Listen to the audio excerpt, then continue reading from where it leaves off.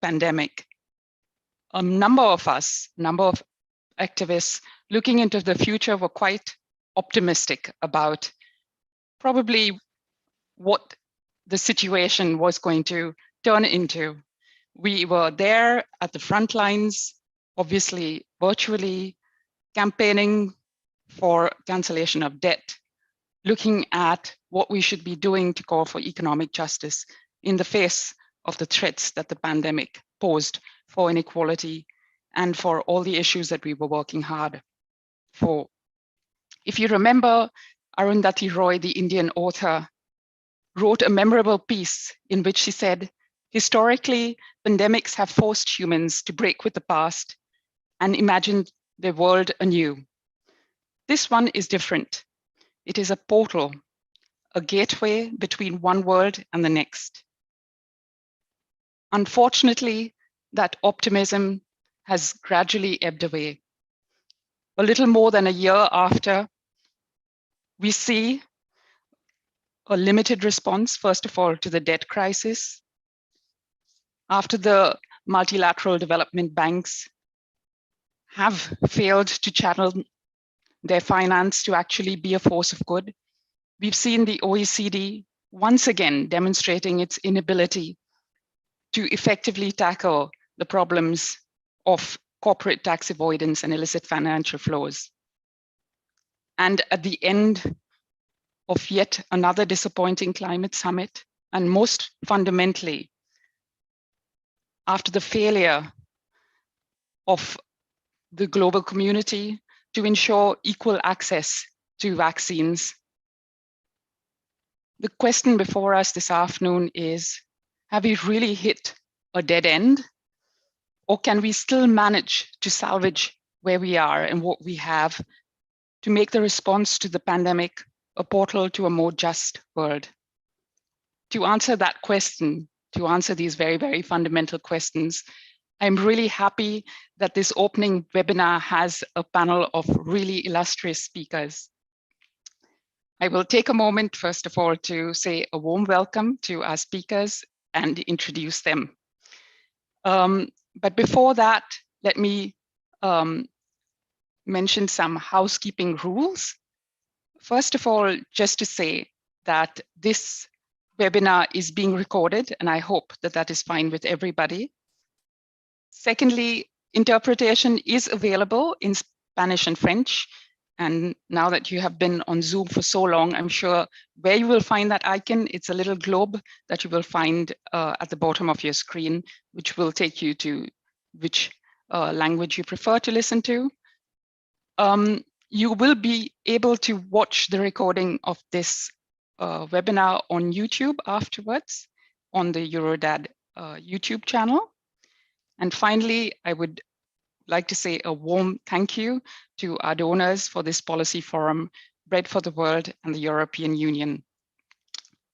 So again, a warm welcome to our panelists.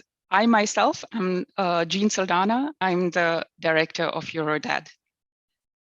Unfortunately, Winnie Byanyima, who we were really looking forward to being part of this panel, has been called away an emergency. So she is being replaced by Jaime Atienza.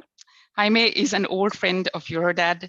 So it's my pleasure to say a warm welcome to Jaime. Jaime Atienza is the director of the newly created Health Financing Department in UNAIDS. He works closely with Winnie Byanyima, who is the executive director. He is a development economist with a long track of working on development finance issues from civil society, academia, and public administration. He previously led the aid and development finance work and the global debt work of Oxfam. A warm welcome, Jaime. We also will have Manon Aubry. Manon is a member of the European Parliament since 2019. She's also the co-chair of the Left Group at the European Parliament. Previously, she was Senior Advocacy Officer at Oxfam France. Manon is joining us today from the European Parliament in Strasbourg, and she will have to leave, unfortunately, at 3 p.m. for parliamentary duties. Then we have Lidy Nacpil. A warm welcome to Lidy. Lidy is coordinator of the Asian People's Movement on Debt and Development. Obviously, Lidy is no stranger to our economic justice movement and to social justice at large and climate justice. She has been an activist for decades and a campaigner for economic, climate, and social justice internationally and also in her home country, the Philippines. Lidy is also a member of the coordination committee of the Global Alliance for Tax Justice. And last but not the least, we have Hannah Breinhold. Hannah is the chair of the board of Eurodad since 2020 and senior policy advisor at Oxfam IBIS. Another very, very long-standing member of Eurodad. Previously, she was tax policy manager at Action Aid Denmark. Once again, a warm welcome to Jaime, to Manon, to Lidy, and Hannah. So let me explain a little bit about the structure of the webinar. We will start with presentations from Jaime and Manon, and then we will open the floor for a few comments and reactions from the participants and the co-speakers. We will then move into the presentations by Lidy and Hannah, followed by a round of interaction between all the panelists. As a reminder, please submit your questions and comments through the Q&A box at the bottom of your screen. You can also vote for a question that has appeared in the box according to your preference. The questions are being moderated by my colleague Cecilia Gunda, who is our senior network or outreach coordinator at Eurodad, and I will be liaising with her to pick a few questions. Do keep your questions as brief as possible and do indicate in case you would have a preference for who would respond to them. Each panelist has around 10 minutes to make their opening remarks. So with that introduction, again, a very warm welcome, and I would welcome Jaime to make the first intervention. Jaime, the floor is yours. Thank you very much, Jan, and thanks to Eurodad for the kind invitation for Miss Winnie Byanyima. I have to say, we're like in an unfair situation because I've been upgraded to speak on behalf of Winnie, and you have all been downgraded to listen to me instead of Winnie. But as we have been long-lasting friends, and I know many of you, it's really my pleasure to join in this forum. And I have been preparing this closely with Winnie, so I hope to bring very much of her thinking into the session today. The first thing she was going to say was recognizing the important role of Eurodad, Afrodad, Latindad, and the Asians Debt and Development People Movement and other civil society actors in shaping a forward-looking agenda with progressive views, with actionable solutions, because that is still essential. It's true that we've moved from, let's say, hope into frustration throughout since the beginning of this pandemic, but it's true also that civil society has been able of bringing strong voices, clear paths for solution, and there are other forces that have not been in place to get us that far. But definitely that's something that needs to keep going.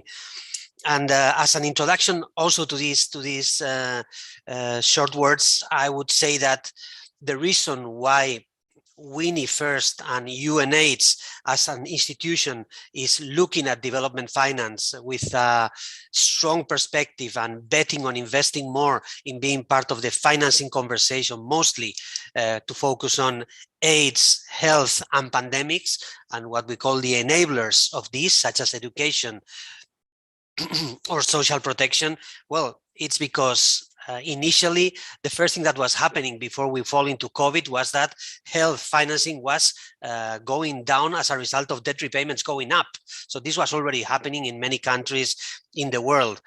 Similarly, we were seeing AIDS financing, so financing to end AIDS by 2030, flattening in many countries, and some donors also slowing down their contributions.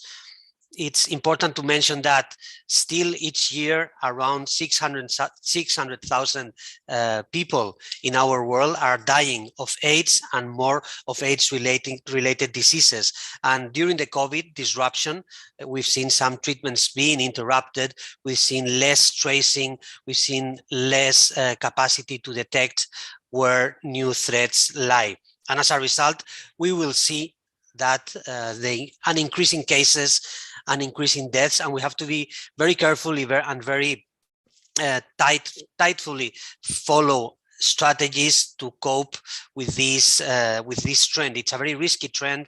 It will mean more people at risk. It will mean more cost in the future. So financing is essential, and financing for health, for universal healthcare, for AIDS specifically, for strategies against pandemics is part of the overall mandate that UNAIDS needs to take forward hand in hand with many other UN agencies, many other so-called co-sponsors of UNAIDS, and of course, civil society voices.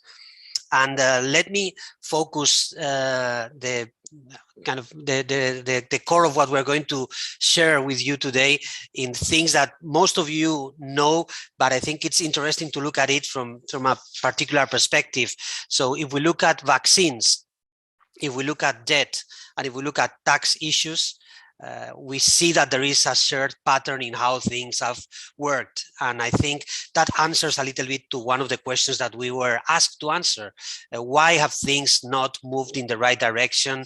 What is the direction to take? Well, if you look at vaccination, we've seen that with a large public investment, vaccination has focused on rich countries, and has focused on being controlled by a small amount of private companies making massive profits.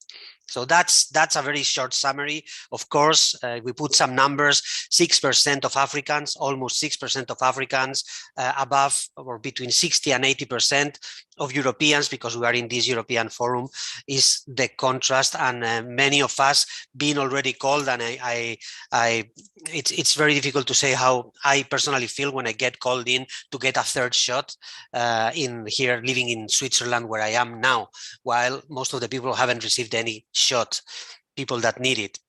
We have seen also that 120 countries are supporting the temporary waiver proposed initially by India and South Africa that would allow for intellectual property rights to be waived, for knowledge sharing, as we are requesting also, to be broadly shared, but this is not moving, and it's not moving because of the blockage of high-income countries, richer countries, countries that are protecting companies in their territories, and that are not allowing in the end the people in the other side of the world to get their vaccination.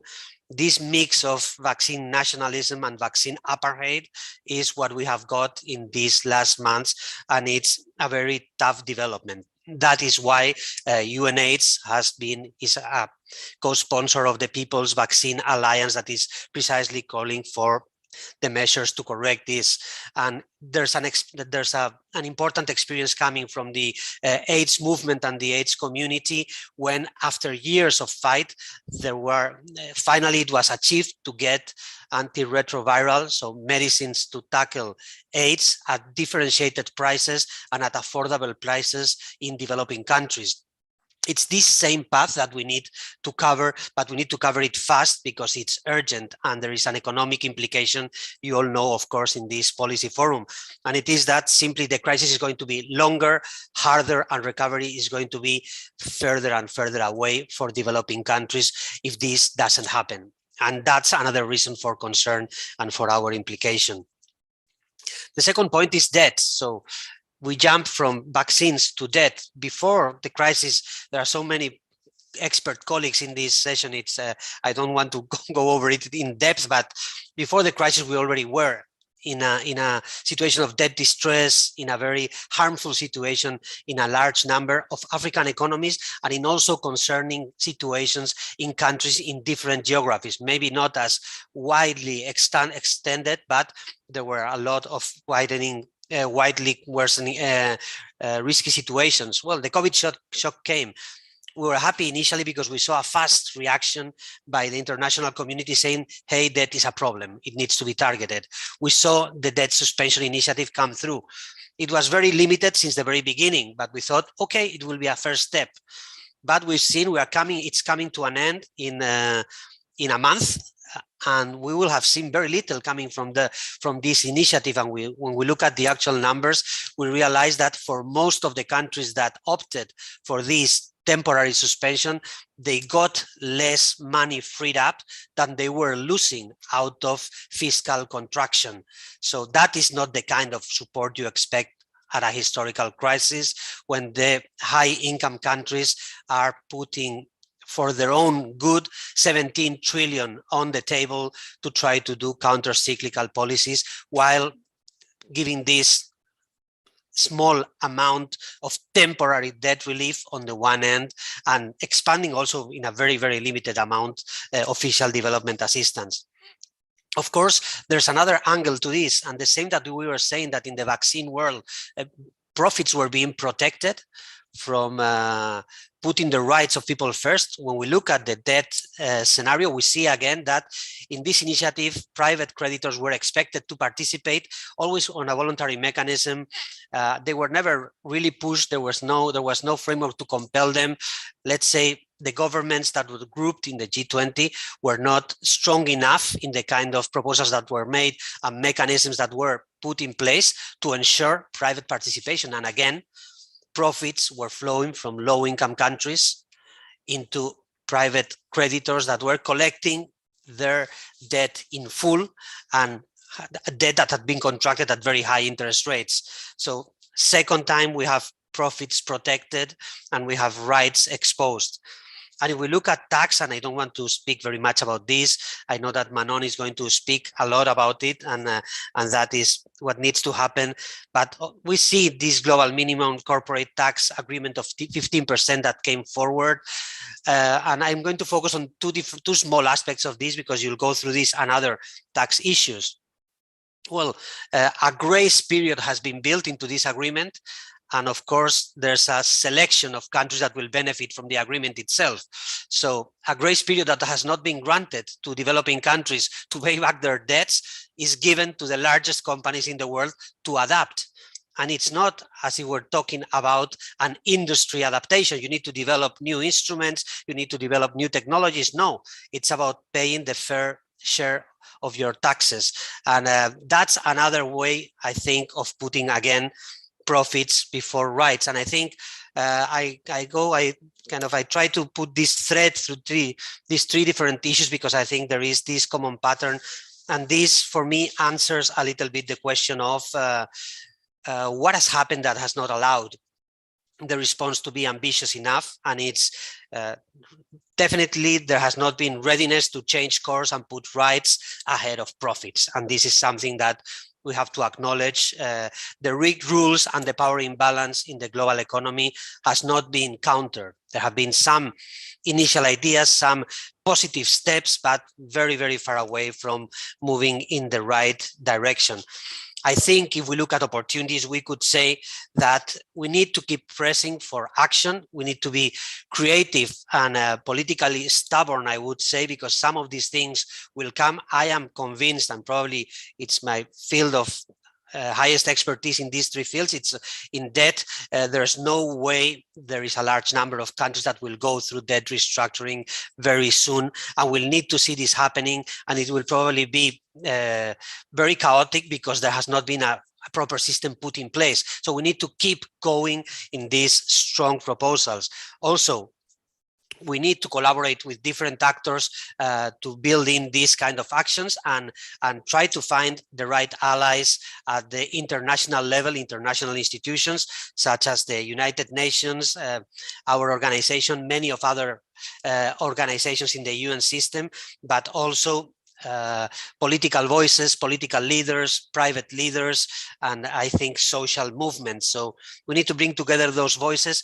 And I think we need to make also the best of the fact that today health and pandemics investments are no longer, we could call it soft investments, because without them there is no solid economic recovery.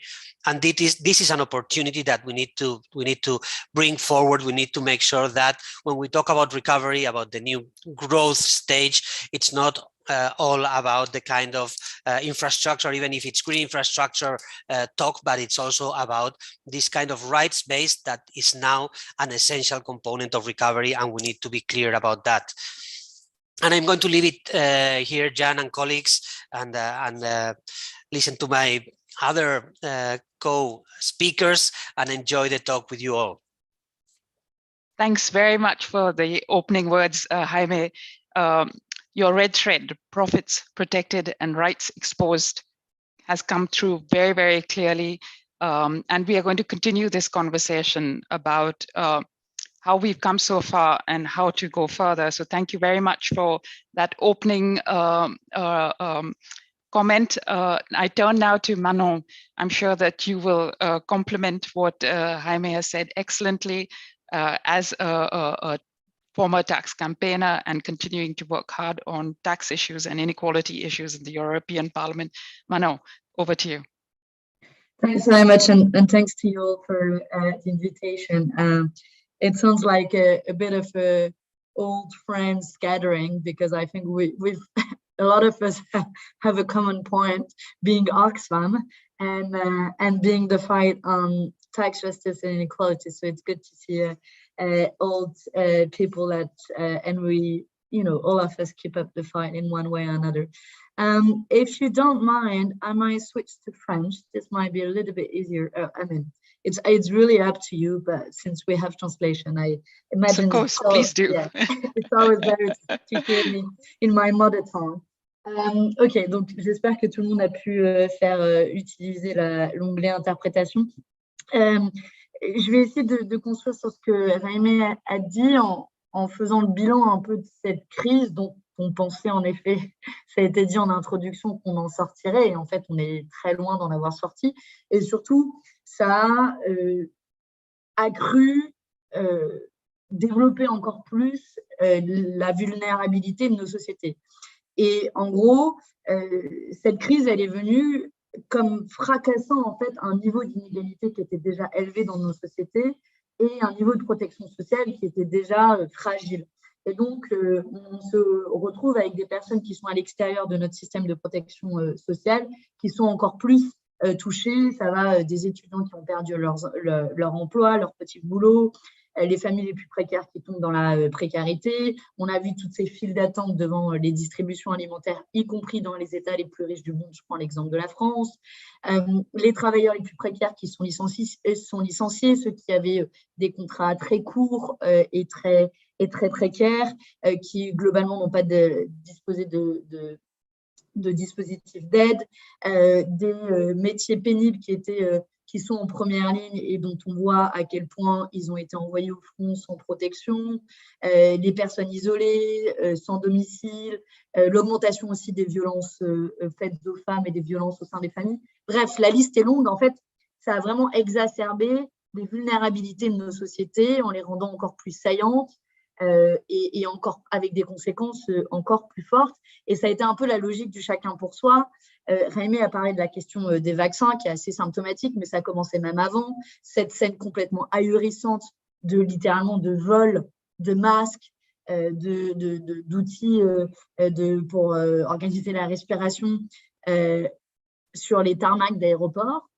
Donc c'est le concept même de solidarité pour moi a été mis en cause dans cette crise. Et quand on fait du développement international, quand on lutte contre les inégalités, quand on met à mal le concept de solidarité, alors ça a des conséquences dommageables sur le court terme, mais aussi sur le moyen et sur le long terme.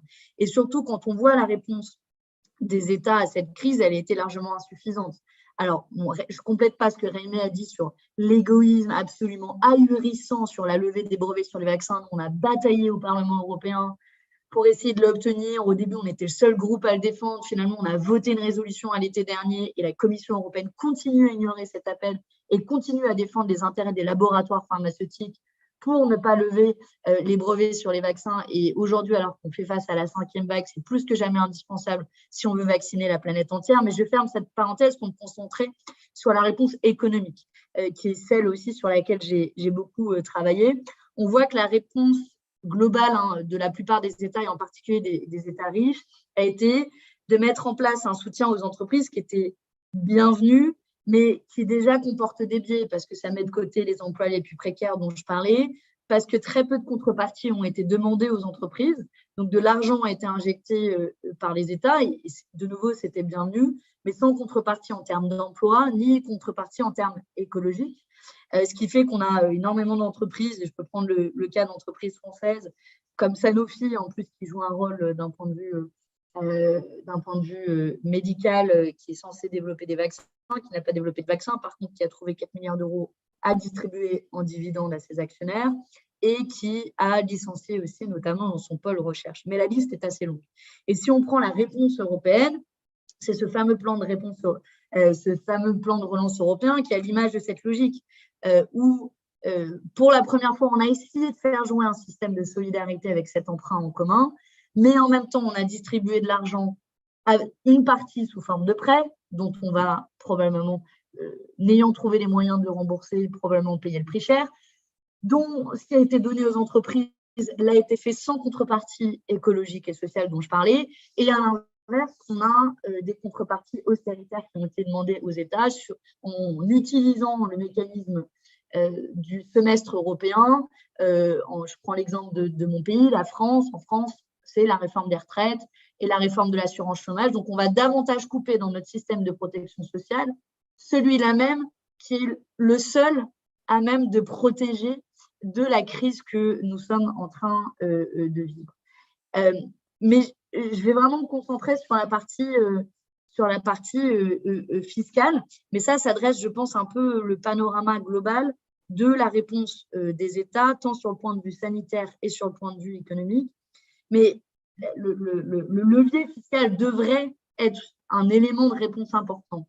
Devrait parce que, Jaime en a dit un mot, mais des entreprises ont fait des bénéfices exceptionnels pendant cette crise et donc devraient pouvoir participer à cet effort de guerre exceptionnel. Emmanuel Macron avait parlé d'une guerre. Si c'est une guerre, alors il faut des moyens exceptionnels. Et des entreprises comme Amazon et autres ont en réalité fait des résultats économiques comme jamais dans l'histoire. Et si on parle d'histoire, dans des crises, il a été fait des taxes exceptionnelles. Je pense à la Première Guerre mondiale. En France, il y avait eu en 1916 une taxe exceptionnelle sur les profits de guerre. Mais au niveau international, il y a aussi l'Argentine, la Nouvelle-Zélande, par exemple, qui ont mis en place des taxes exceptionnelles.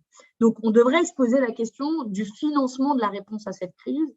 Et je pense que le financement doit passer en particulier, d'une part, sur le levier monétaire, la question de l'annulation de la dette pour les pays pauvres, mais aussi à l'échelle, par exemple, de la Banque centrale européenne au niveau européen, mais devrait passer aussi par le levier fiscal. Et le levier fiscal, c'est une taxe exceptionnelle sur les profiteurs de la crise et c'est une remise à plat de notre système fiscal. Et là, j'en arrive au combat qui est le nôtre, qui est celui d'Eurodad qu'on a mené en commun pour lutter contre l'évasion fiscale et les paradis fiscaux. On a essayé d'agir et c'était en fait mon premier dossier quand je suis arrivée à Oxfam en 2013, donc ça date.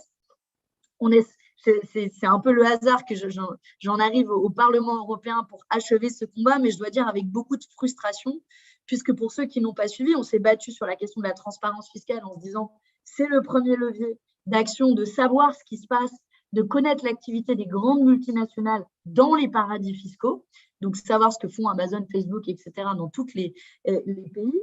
Et en réalité, dans la dernière ligne droite des négociations, entre le Parlement européen, le Conseil et la Commission européenne, on a eu des négociations qui ont été largement capturées par les lobbies et le patronat, relayées d'ailleurs par la France, ce qui fait qu'on a un dispositif final qui a été adopté il y a quelques semaines par le Parlement européen en seconde lecture, malgré nous, notre bataille pour revenir au deal initial qui était beaucoup plus satisfaisant. Mais donc, les failles du dispositif final, c'est qu'on aura une transparence uniquement pour 20% des États dans le monde, c'est-à-dire les États européens et la liste quasiment vide de paradis fiscaux européens. Et on n'aura évidemment pas ces données pour les îles Caïmans, les Bahamas, Jersey, Guernesey, la Suisse, Hong Kong. Bon, je ne vous fais pas la liste complète. Et donc, de toute façon, tant qu'on n'a pas cette photographie globale de l'activité des entreprises, pour avoir moi-même analysé les données des banques, qui est le seul secteur pour lequel on a ces données, je peux vous dire qu'on sera dans l'incapacité de voir les mécanismes de transfert artificiel de bénéfices qui sont ceux qui nourrissent l'évasion fiscale. Ça, c'est pour la transparence. Et ensuite, sur le taux minimum, pour compléter ce que Jaime disait, on a en effet cet accord international d'un taux à 15%, qui est déjà lui-même extrêmement bas, puisqu'il est à peine supérieur au taux de l'Irlande, qui est à 12,5%. En plus de cela, il n'enlève pas, je ne vais pas aller dans les détails techniques, mais des dispositifs d'exonération fiscale qui fait que on a un accord sur le taux, mais on n'a pas un accord sur l'assiette fiscale, qui fait que en fait, on peut réduire la taille du gâteau à taxer. Et puis surtout, 15%, c'est un encouragement aussi à niveler par le bas, dans un contexte où le taux d'imposition sur les sociétés a été divisé par 2 dans le monde en 20 ans. Et évidemment, et Jaime l'a mentionné, les pays du Sud seront les plus grands perdants de cet accord au niveau international. D'ailleurs, au début, ils ont été mis au banc des négociations internationales au sein de l'OCDE. On les a récupérés dans le processus BEPS, mais manifestement n'ont pas été entendus puisqu'ils défendaient au moins 21%. Nous, on défend 25%, qui est un taux, par ailleurs, qui n'est pas scandaleux, qui revient à ce qui s'est fait dans l'histoire et qui fait éviter, évidemment, de faire payer à des formes de taxation plus injustes, du type la TVA, qui, elle, n'a cessé d'augmenter dans le monde, les taxes à la consommation, et qui sont payées par les ménages les plus pauvres. Et donc, au final, on a un taux au rabais qui ne rapportera que 98 milliards d'euros à l'échelle du continent européen, par exemple, mais avec 25%, ça aurait été près de 3 fois plus, 286 milliards d'euros. Alors, qu'est-ce qu'on fait maintenant pour conclure et comment on sort de cela avec des perspectives, y compris positives, parce que je vous ai peut-être un peu déprimée. Moi, je reste une activiste, malgré ma position du Parlement européen, et convaincue que les combats peuvent être gagnés. Ils peuvent être gagnés parce que, quand même, dans cette crise, il y a eu un consensus sur les conséquences des politiques d'austérité qui ont affaibli nos systèmes de protection sociale, notamment notre hôpital public.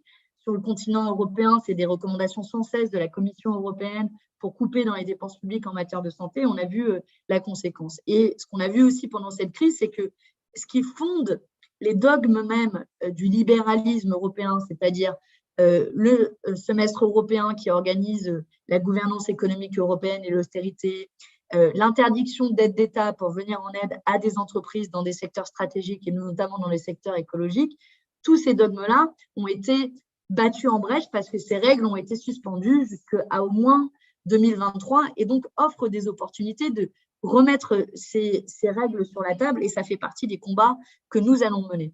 Ensuite, sur la partie fiscale, moi, je reste convaincue, et c'est la bataille qu'on mène aussi à l'échelon franco-français, qu'il faut des éclaireurs. Et que si on a été incapable de se mettre d'accord sur un taux d'imposition à 25% à l'échelon international, alors il faut mettre en place ce que Gabriel Zucman propose, qui est un déficit fiscal, qui est une forme d'impôt universel en disant si les autres ne récupèrent pas cet argent perdu, nous, on récupère l'argent perdu à l'échelon national parce que les administrations fiscales disposent de ces données depuis l'échange automatique d'informations. Elles ne sont certes pas publiques, mais les administrations fiscales en disposent. Et donc, on peut récupérer cet argent en calculant le manque à gagner entre le taux d'imposition effectif de l'entreprise au niveau international, le taux d'imposition que nous voulons mettre en place, c'est-à-dire 25%, à partir des données sur l'activité économique réelle des entreprises, puisque, je le redis, les administrations fiscales ont ces informations.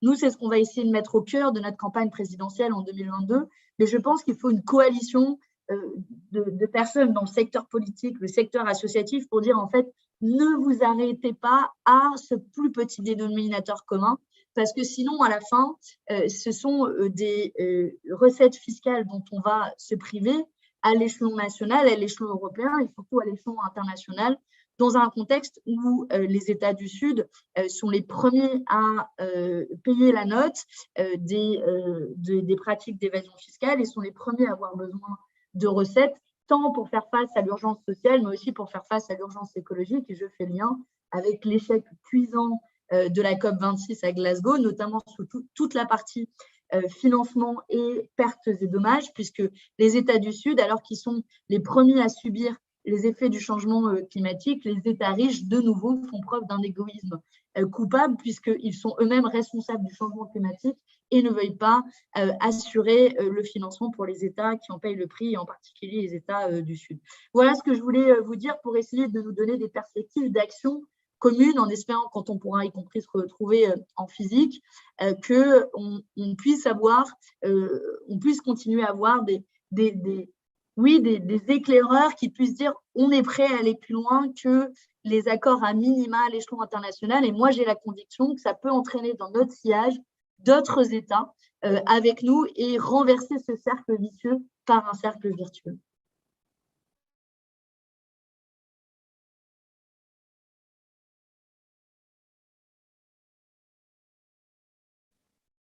You're on mute, Jean. I was on mute. Thank you for pointing it out. Thank you very much, Manon, for your intervention, ending with a strong invitation for joining together to work on the issues that are very much on our agenda, and still, unfortunately, we do not have an adequate response to them. A warm invitation to our participants to drop your questions or comments into the Q&A box. I will first turn to Lidy or to Hannah. Do you have any thoughts at this stage? I had one question, actually a couple for both of you. I think the red thread that ran through both your interventions was that one of the fundamental issues is that many countries are not on the negotiation table, whether it is about vaccines and access to vaccines, whether it is about negotiating tax rules.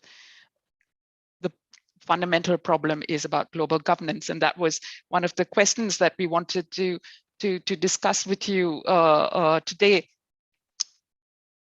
We are where we are. As you said, Jaime, we are looking at a situation where many countries are turning, of course, already in debt distress and turning into a debt crisis, and we will see very untidy, unruly situations of unjust situations of debt restructuring, unfortunately. We've also had the unfortunate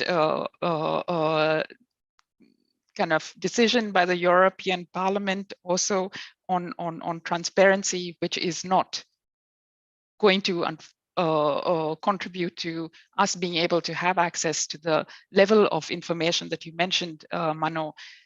So looking ahead at 2022, we are at the end of 2021. Looking ahead, what do you see as opportunities to address the situation that we are in this not very promising or global governance reality that we are in?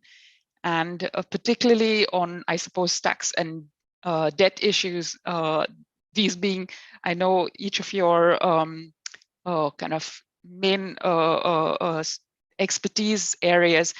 What specific opportunities to work together? Jaime, maybe we'll start with you.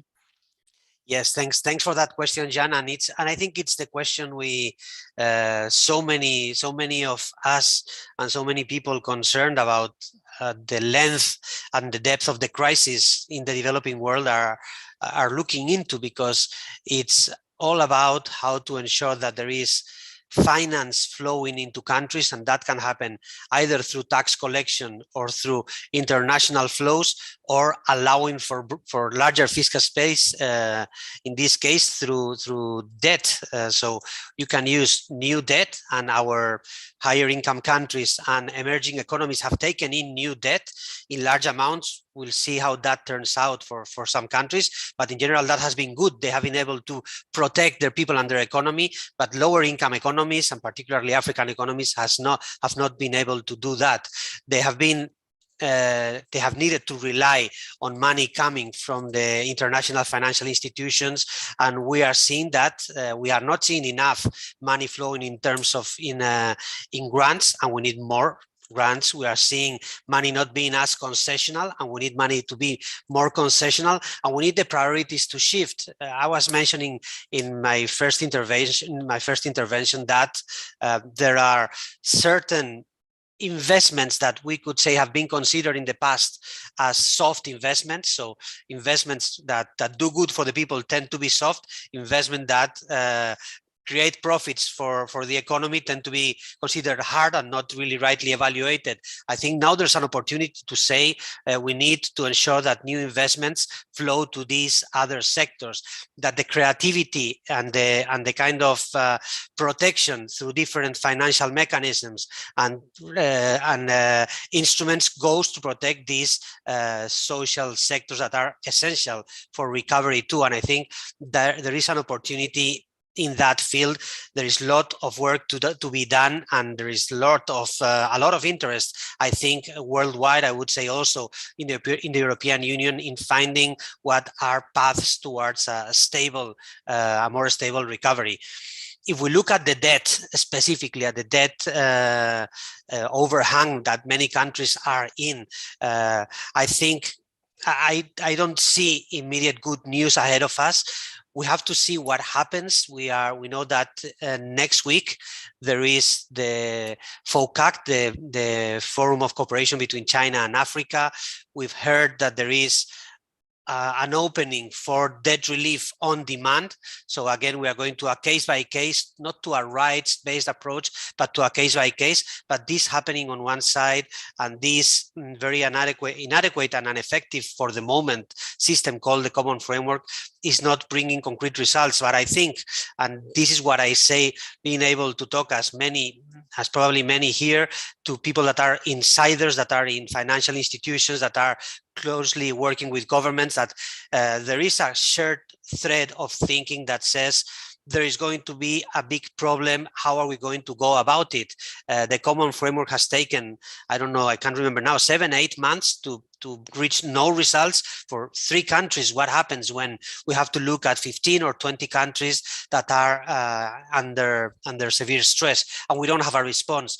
There has been, of course, a very strong push historically by the civil society to set up a fair mechanism, a fair system to process debt crisis, and that is a fair system that has been passed through the United Nations, has been supported by a majority of countries. That I think is an avenue to explore, because we will need a system, and probably in the short term will still remain in the more tactical field of how to exhaust the options that these new instruments bring, that were designed, but they are not bringing the results. So we'll need to move beyond those. And I think we need to be ready for those solutions. We need to be eager to push for them and eager to jump in and participate. And I think that is something that will come forward in the near future. And I think that's where I can see the openings.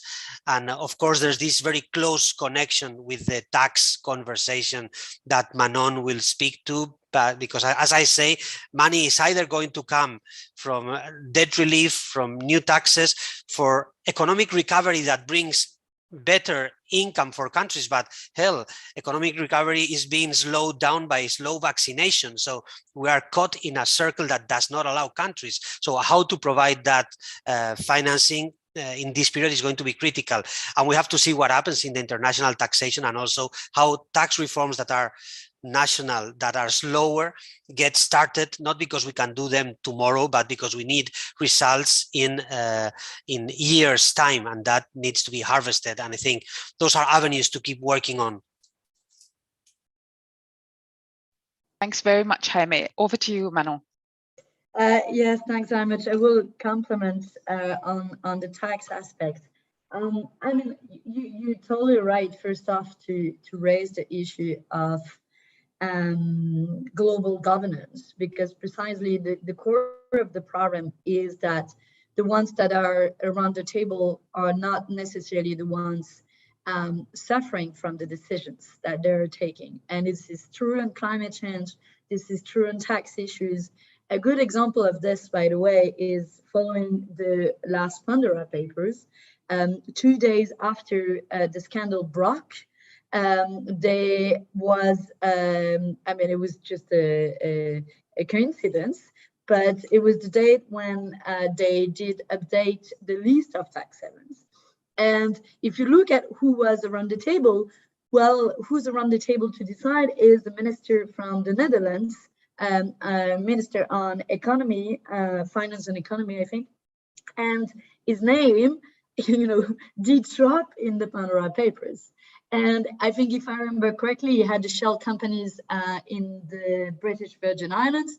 And with no surprise, the British Virgin Islands have been removed, are not removed, but have been out of the list of tax havens. And, more broadly, in the Pandora papers, there were at least 35 head of states or former head of states that have been caught into the scandal. So the issue is not whether we do have the solutions, the issue is actually who's taking the decision.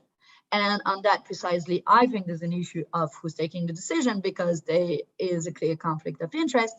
And similarly, on tax issues in the European Union, we need unanimity, meaning we need the agreement of Ireland, the Netherlands, and other EU tax havens. So for sure, they are not going to decide to, shoot themselves in the foot, and they will block any progressive reform when it comes to taxes. So that's why I've been, and sorry, it's knocking on my door, so maybe someone is going to enter. And similarly, that's why I was saying earlier, excuse me, I was just going to open the door.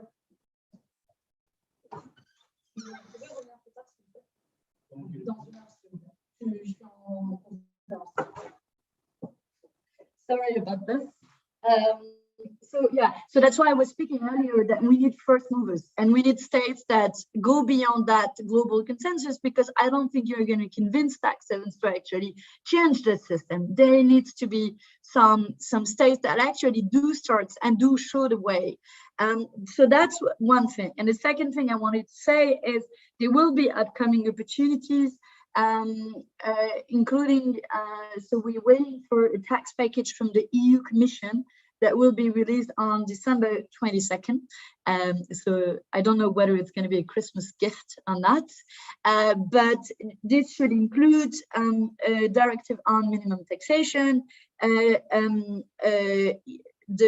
should deal as well with own resources, because as I was saying earlier, if you compare the recovery plan, this clearly has the necessary own resources in France, and also a package on shell entities, and this should be related also to the Pandora papers.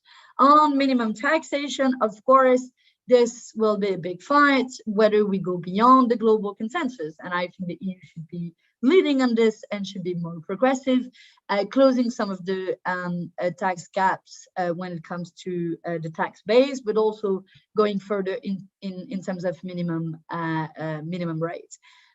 I know, though, that I might feel sometimes on my own doing that fight here in the European Parliament, but I do think that there is actually a consensus outside of that Parliament, coming from external stakeholders, being, southern states, being civil society actors, and more generally, in the society. And if you ask people in the streets, they all find not normal that big companies are not paying their fair share of taxes. So I do believe that we should use that consensus, that external consensus, to bring that consensus inside the doors of that Parliament that sometimes is a little bit too hermetic to what's going on outside.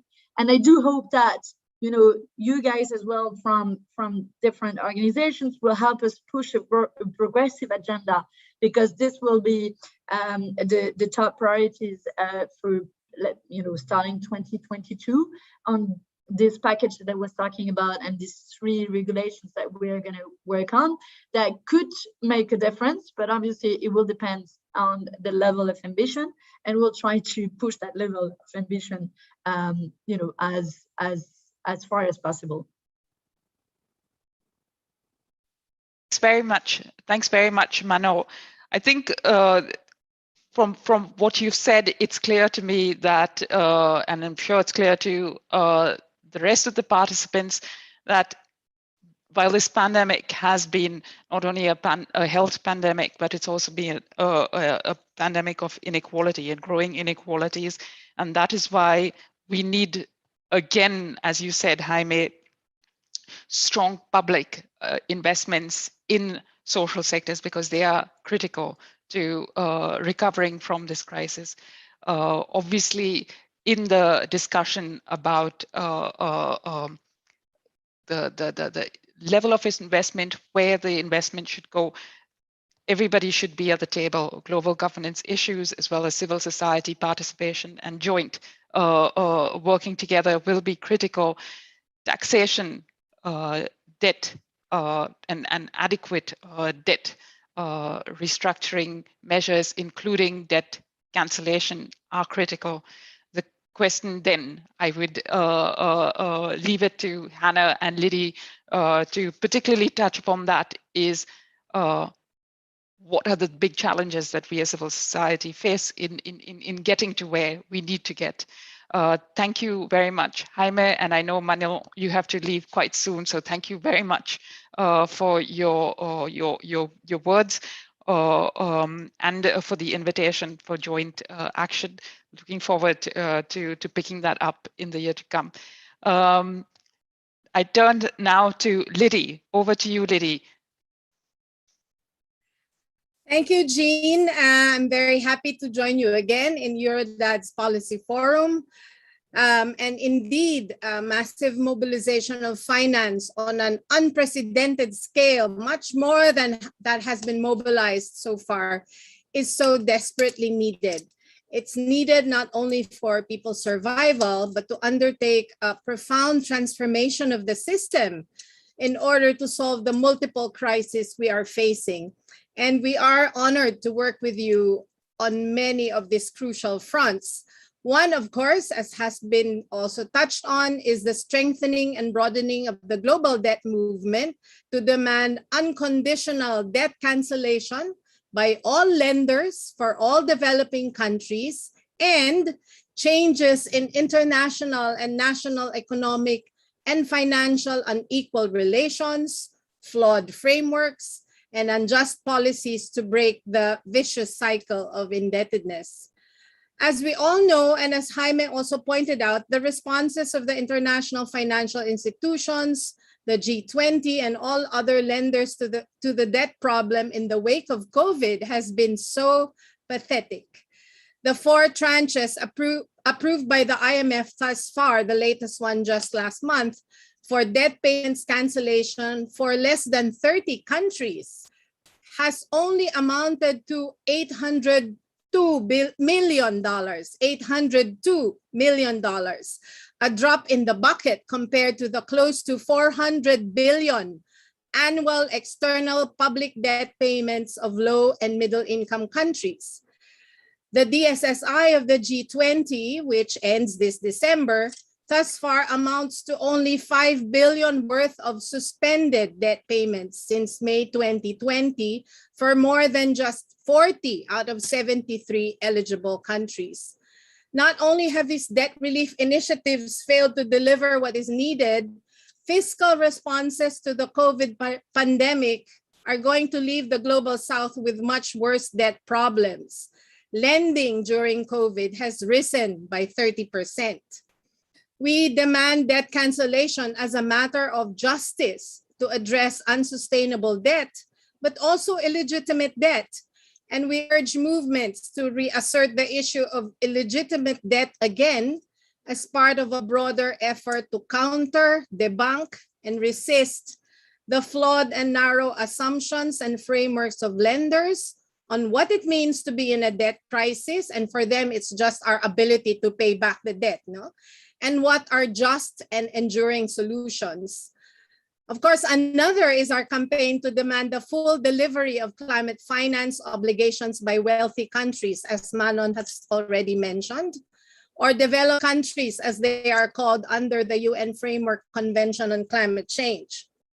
This obligation is based on developed countries' huge share of historical and continuing responsibility for the climate crisis.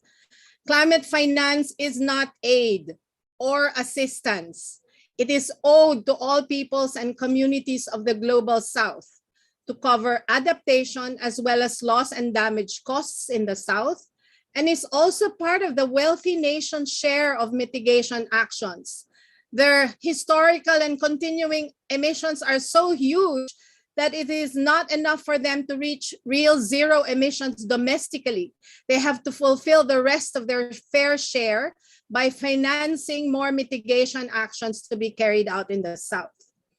In 2009, we all know rich countries promised to raise $100 billion annually by 2020, and thus far they have failed.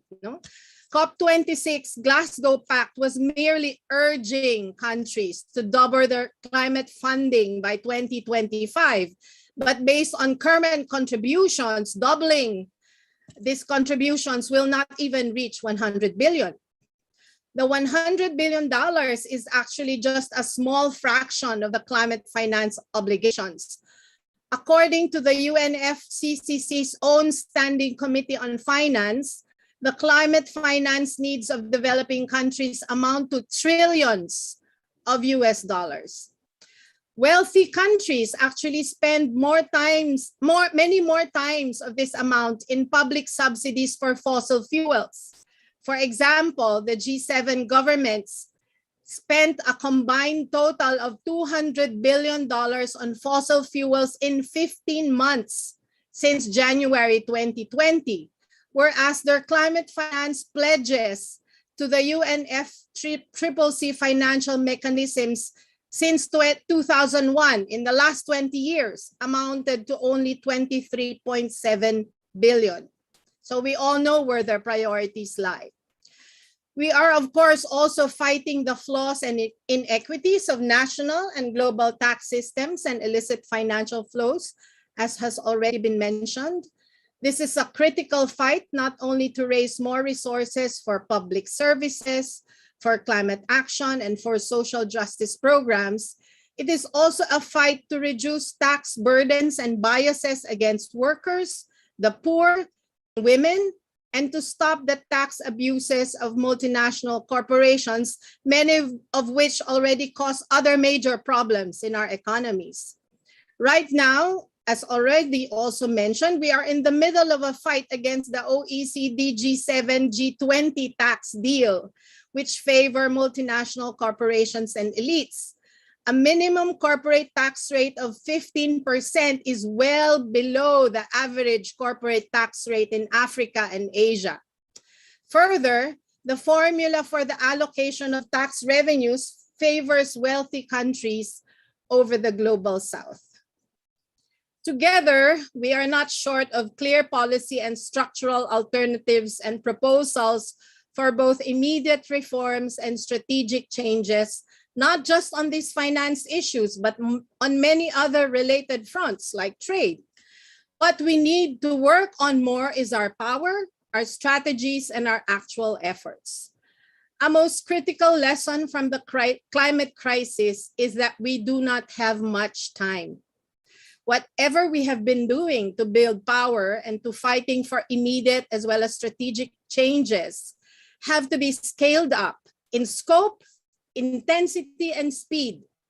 As we challenge our governments to shift away from business as usual and be swift and ambitious in their climate actions, we must also challenge ourselves, our organizations, and our movements to be more bold, daring, ambitious, and work harder and faster for social change.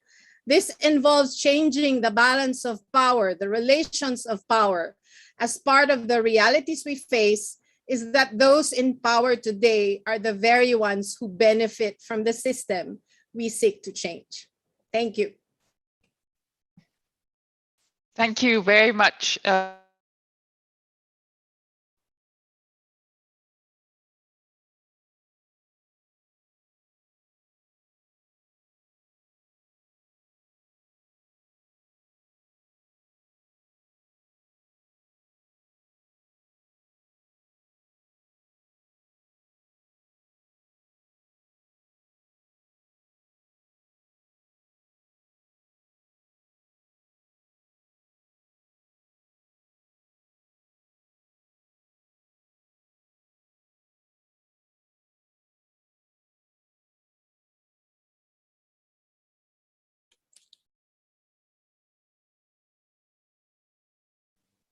I'm not sure it's just me. All right, I think I lost Jean somewhere along the way. I don't know if everyone else did too. I think I did lose her as well, Hannah. All right, so guess I'm last of the four of us, and it's a pretty tough call after 3 brilliant interventions. It's a rather difficult slot to take over here.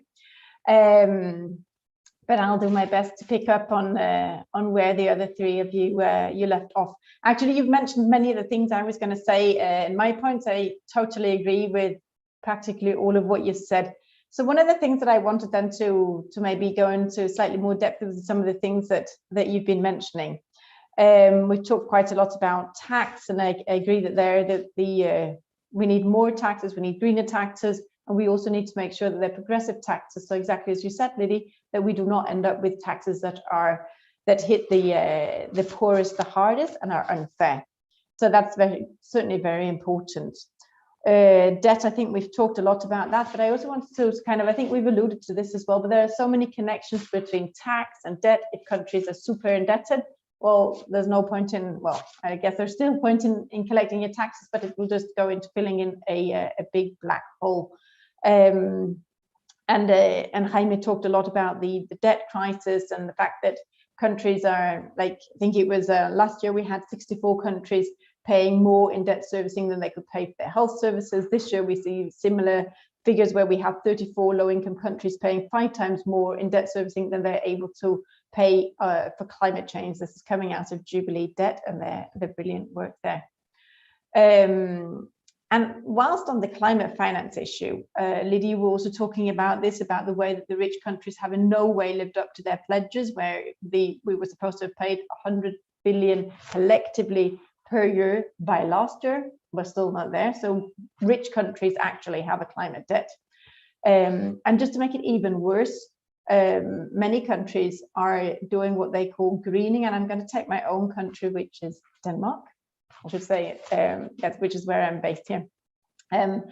So Denmark, like many other countries, doing what we call greening of the ODA. So that means that basically our climate finance is taken out of our ODA.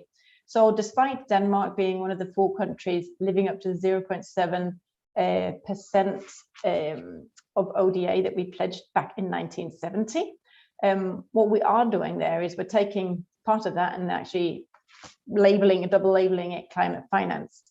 We did some work in Oxfam last year, a climate finance shadow report, and in this report it showed that only about 20% of climate finance is actually given as grants, with 80% given in what either loans or in other non-grant instruments. And if we think about it, I mean, however concessional a loan is, it's still a loan. It needs to be paid back, and it usually comes with interest as well. So just to kind of make it just makes it even worse. And just on the ODA there, we've also seen, I just mentioned, there are 4 countries currently living up to this pledge given 51 years ago. Not impressive. And some countries have been pulling out. UK, for one, has pulled out most recently, claiming, and obviously, I think most countries have been in a tight spot due to Corona and the COVID crisis. That's clear. But some countries were better equipped or in a better position to deal with it than others, and the rich countries have definitely not been pulling our part, and we haven't shown the solidarity that we should have been. So in short, like the title of this this whole webinar was, is it a portal or is it a dead end? Well, I think we've already concluded it's not a portal. What it is probably a magnifying glass showing the problems that we were already facing globally, and they've just become even bigger, even worse. We have greater inequality than we had before the crisis. And I would say also, I think this has been touched upon as well, like we even have some of the what we term pandemic profiteers, where we've been able to show, and Oxfam and others have done work on this as well, that in fact there is money out there. Billionaires have been making huge piles of money while so many people have been losing their jobs, struggling to make ends meet, and we've had so many fatalities as well. So this is, I mean, this is terrible. So when we say there's a crunch on finance and it's difficult to raise money, yes, but there is money there, and how do we make sure that that is shared in a more equal way, instead of going only to what is often rich white men who are the shareholders of these large companies? So how do we make this how can this profit be shared in a more equal way, in a more fair way? In a report that we did last year in Oxfam, we had some research saying that there was some estimates, and with some estimates that said that that 17 of the 25 top profitable US corporations were estimated to make an extra $85 billion in 2020 than compared to the year before. And that, in fact, that profit could have paid at the time, it could have paid for tests and vaccine for the entire world. I mean, this is crazy. So there is money there, but it's sitting in the wrong places. It's just sitting. So there's definitely something there, sort of on that perspective, that there's money there. But it's not. It really is for profits. Profits are protected, as you said there, Jaime, whereas people's rights are being violated. So that was just one thing also that I wanted just to focus on then. And how is it that we end up in a situation like this? So, okay, fair enough. Why have countries not done something about that? If money is out there, why is it sitting in the pockets of a few people? Well, all countries, I think, found themselves in a tight situation. We weren't equipped, we weren't ready for it, we hadn't seen this, and this comes both from the rich countries and the poor countries' point of view. But that is no excuse for not acting in solidarity and not actually doing something about it. And then we have all the pharmaceutical companies, and they too have, some of them have been very quick at seeing and seizing an opportunity to make more money. As I just mentioned before, some of them have made a terrific amount of money. And there's probably been some lobbying from their point of view as well, because I think you mentioned this at the beginning as well, Jaime, that one of the things that we could do is like we could lift the patents, and that would help production of vaccines. Others could reproduce them. I think we've seen this earlier on HIV/AIDS medicine. That once we lifted the patents, you found that prices fell dramatically. So I think we had a figure saying that it used to be like $10,000 to $15,000 per patient, and now it was down to $300 per patient due to the pressure from generic competition. So that's just something to keep in mind there, that things can actually really change if we put our minds to it. And why don't we get there? I think probably there's the countries have not been pushing hard enough for this, right? And there's probably a national interest there too.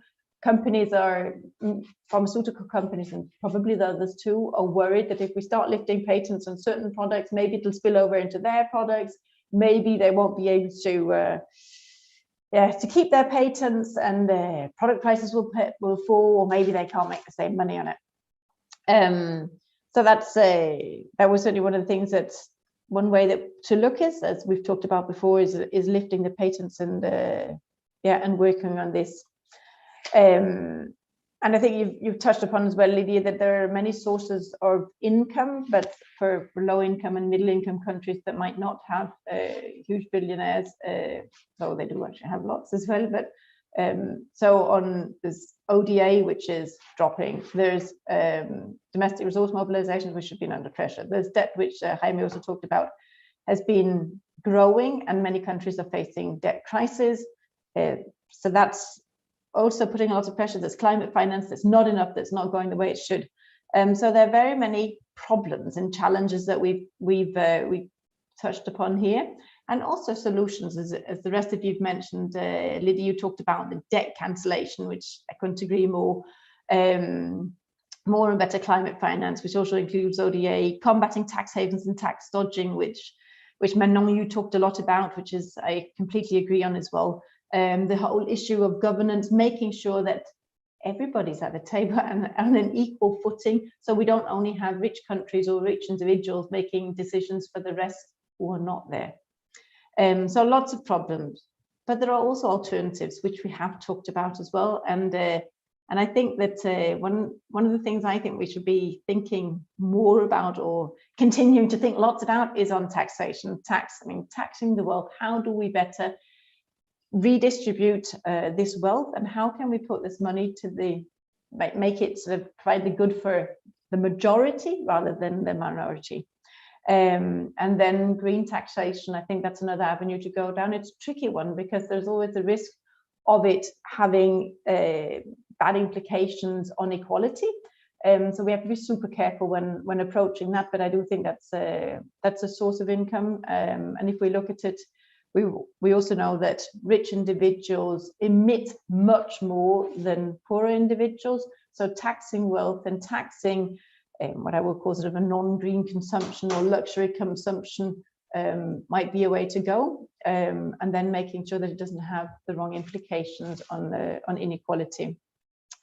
So I think there are actually quite a lot of avenues we can pursue, and I think from the rest of the panel, I also hear sort of an energy and enthusiasm to keep up the fight, and let's keep working. So it's not a portal, but I think it's also not a dead end.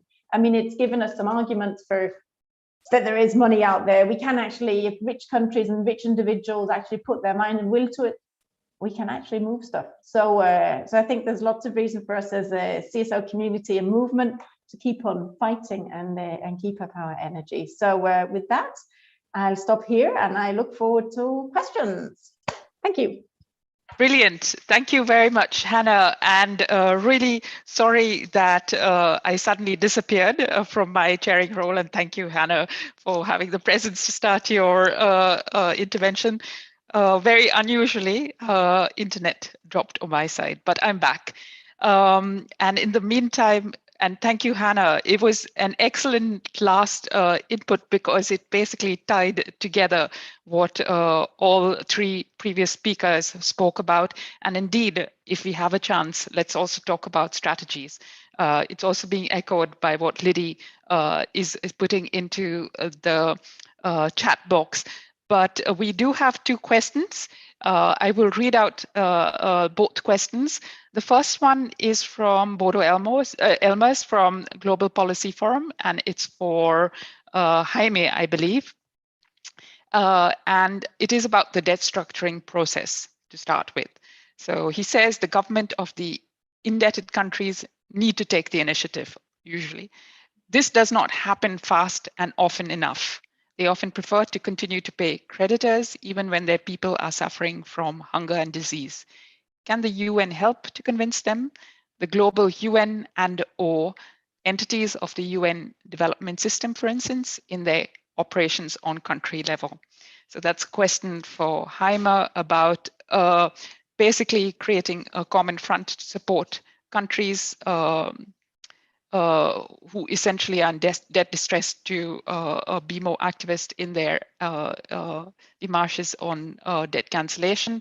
Then a question from Nicola Scherer, and she's from ODG, to Lidy.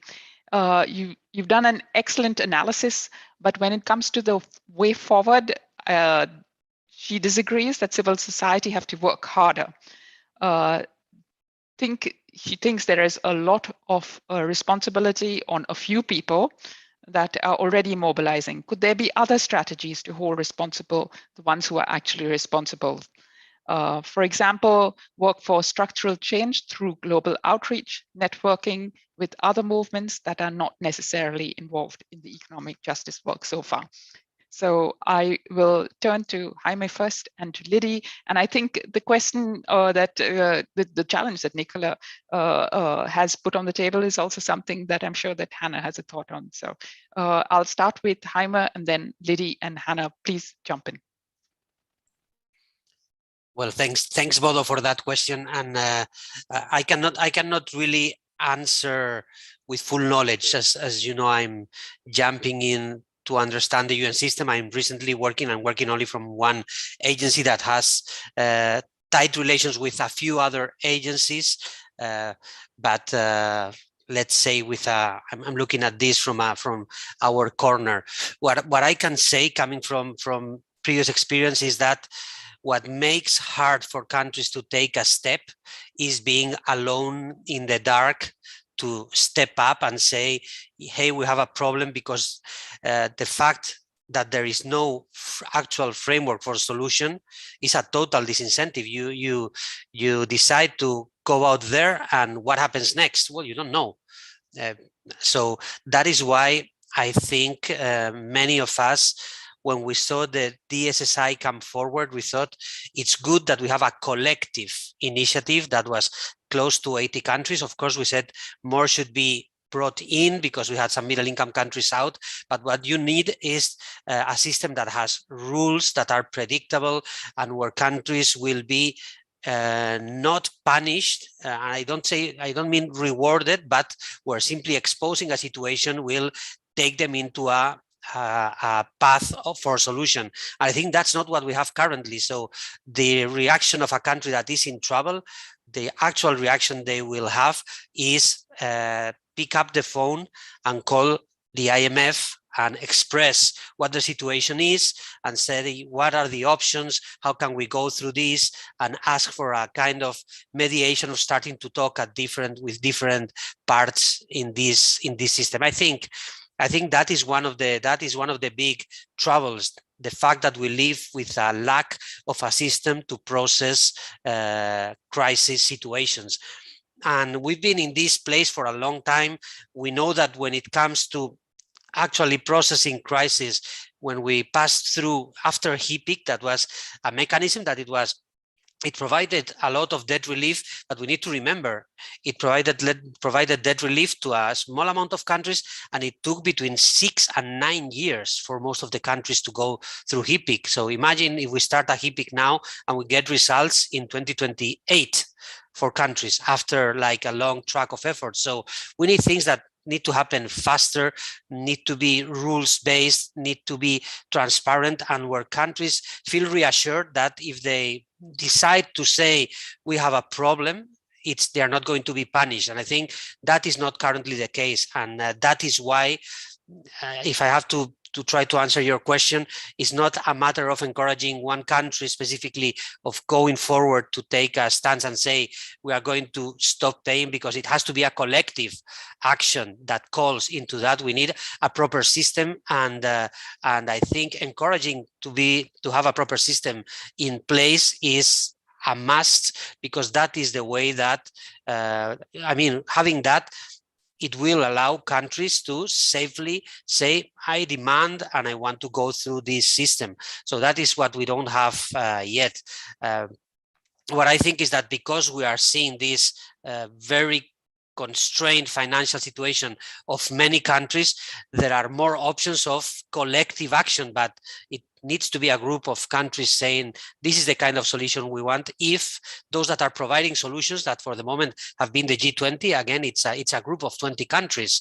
So it's not, and it's a group of 20 countries that have solid economies, even with some troubles. So those are not the ones that they are not the big stakeholders of this. It's the other countries that need to help build alternatives, and they face this trade-off of the pain of going through a process of debt treatment without rules.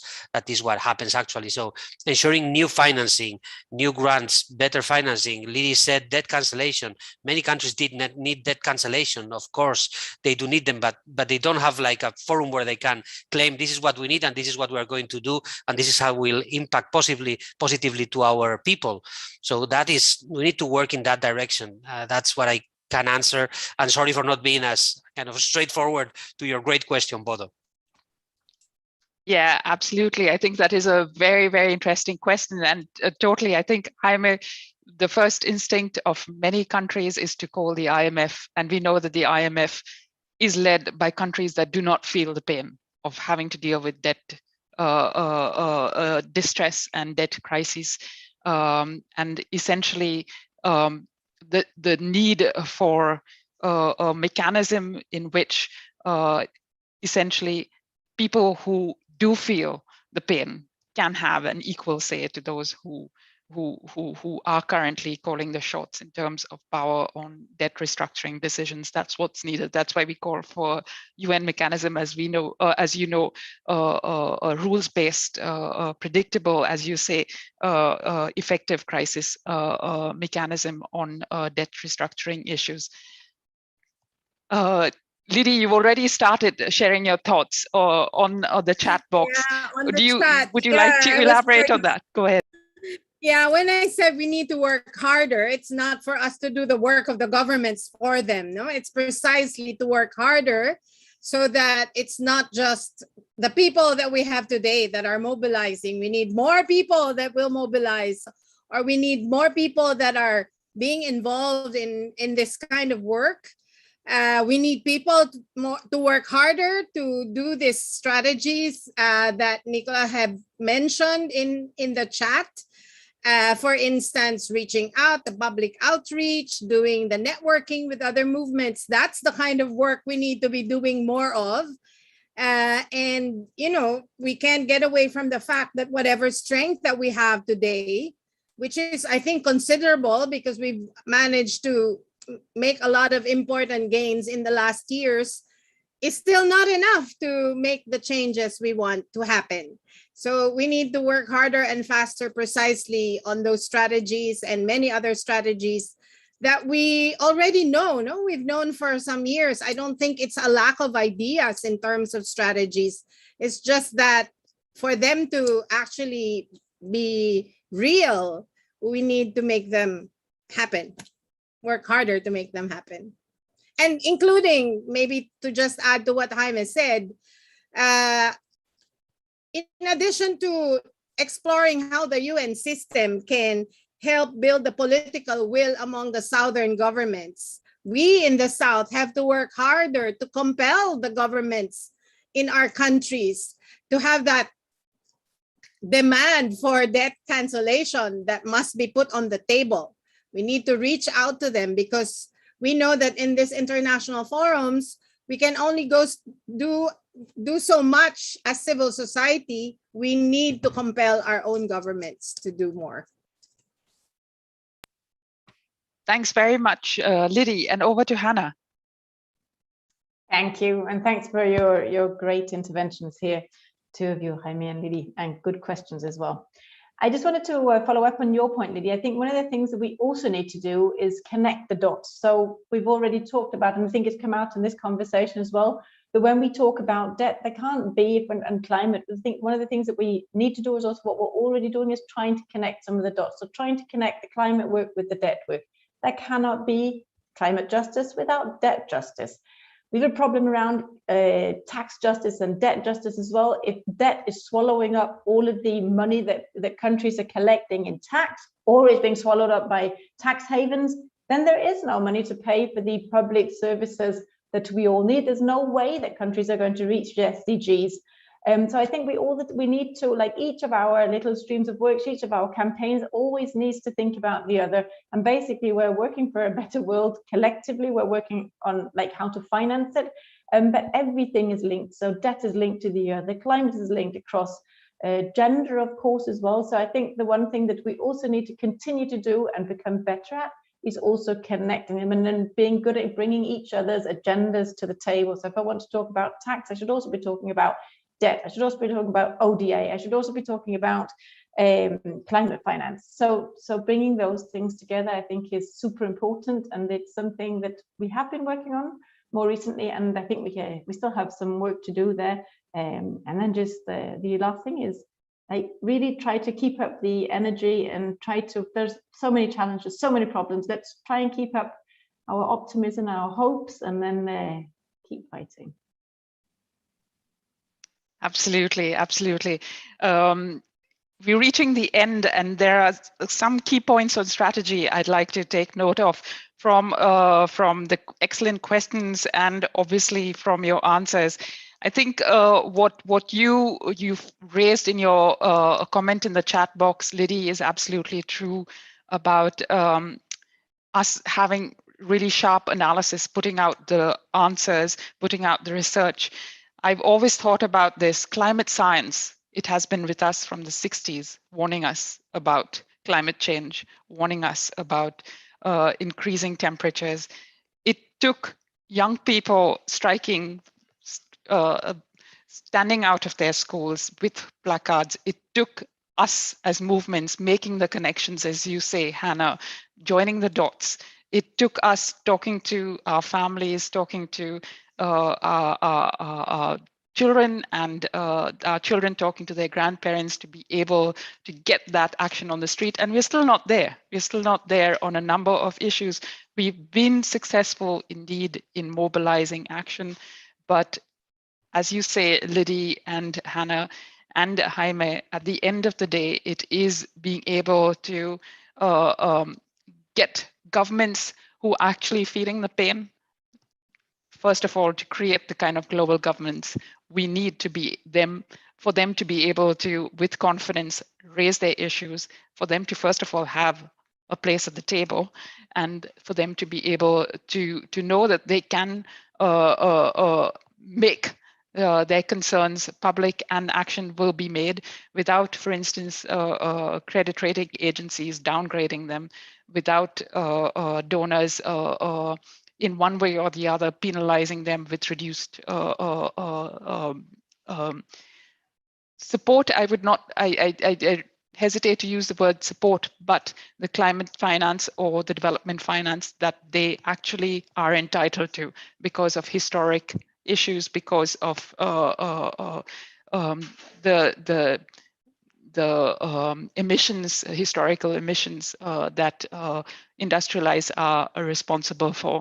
So I think it is, on the one hand, a global governance fight that we have to continue to ensure that the spaces at the level of decision making are adequate, and on the other hand, indeed, joining the dots, making sure that our strategies are not just putting out the smart proposals, but also ensuring that they get heard and they resound with our families, with people on the street, with workers, with women who ultimately are, as we know, and particularly during the pandemic, facing the greatest brunt of the current crisis. We've reached the end of the panel, and obviously we have a full day, a full week rather, of events during Eurodad's policy forum, where we will continue to look at all these issues. In case you've not yet had a look at the program, you go to Eurodad's website and you will see a full list of the events that we will be having through the week, looking at policy, the policy doctrine of the IFIs, looking at making the links between all the issues that we work with. We will also have a really interesting discussion on the future of aid, as well as addressing feminism from a post-colonial context. Really interesting and excellent events with very, very engaging speakers. So I do invite you to register and be part of the conversation. For now, I would say a warm thank you to Jaime for coming in last minute and replacing Winnie. Do give her our regards.